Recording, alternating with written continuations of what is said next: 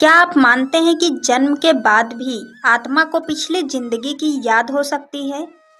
क्या आपने कभी किसी बच्चे को ऐसी बातें करते सुना है जो वो जान ही नहीं सकता था? आज हम आपको सुनाएंगे दो सच्ची घटनाएं जिनमें छोटे छोटे बच्चों ने ऐसे रहस्य बताए जो ना किसी किताब में थे और ना किसी ने सिखाए थे।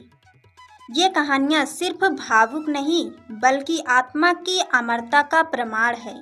उत्तर प्रदेश के एक गांव में 3 साल का बच्चा श्रवण अक्सर अपनी माँ से कहता, माँ, मेरा घर यहाँ नहीं है, मेरा घर तो गोरखपुर में है। शुरुआत में सबने सोचा शायद टीवी देख करके कहता होगा, लेकिन बच्चा बार बार एक ही बात दोहराता रहा, मुझे गोली लगी थी सीने में, मैं फिर से जन्मा हूँ। जब परिवार बच्चे की बातों से परेशान हुआ तो उसे गोरखपुर ले गए और वहाँ जाकर उसने ऐसी गलियाँ, ऐसा घर बताया जो उसने पहले कभी देखा ही नहीं था। चौंकाने वाली बात, उस घर में 5 साल पहले एक युवक की गोली लगने से मौत हुई थी और उसका चेहरा उस बच्चे से मिलता था। क्या ये आत्मा का पुनर्जन्म नहीं था? दूसरी घटना है मेघा की। 4 साल की बच्ची मेघा जो मुंबई में पैदा हुई थी, उसे जब भी मंदिर ले जाया जाता था वो कहती, ये मंदिर नहीं, मेरा असली मंदिर तो वाराणसी में है, मैं वहाँ पूजा करती थी। एक दिन जब परिवार उसे वाराणसी ले गया तो बच्ची बिना किसी की मदद से सीधे एक पुराने शिव मंदिर की ओर दौड़ी।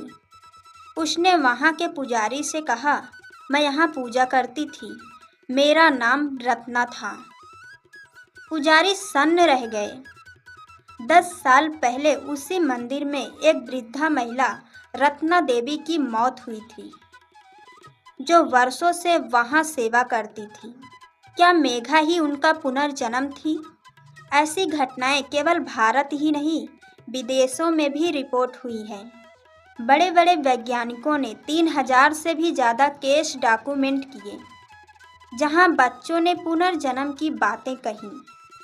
अक्सर बच्चों की बातें उस परिवार से मेल खाती हैं जहां पहले मृत्यु हुई थी।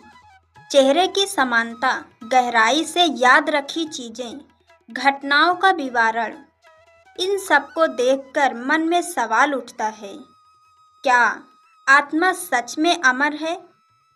हिंदू धर्म, बौद्ध धर्म और जैन धर्म सभी कहते हैं कि आत्मा न मरती है न जन्म लेती है, बस ये शरीर बदलती है जैसे कपड़े।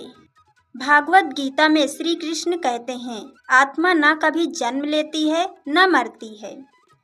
ये पुनर्जन्म की कहानियाँ इस सत्य का प्रमाण है कि आत्मा अपने अधूरे कर्मों को पूरा करने दोबारा जन्म लेती हैं।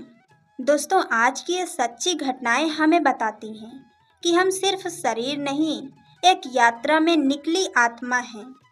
हमारे कर्म ही हमारी अगली यात्रा तय करते हैं। अगर आपको ये वीडियो भावुक, रहस्यमयी या जागरूक करने वाला लगा हो तो कमेंट में अपनी राय जरूर दें और channel Kalyani story in Hindi को सब्सक्राइब करें। ओम नमः शिवाय।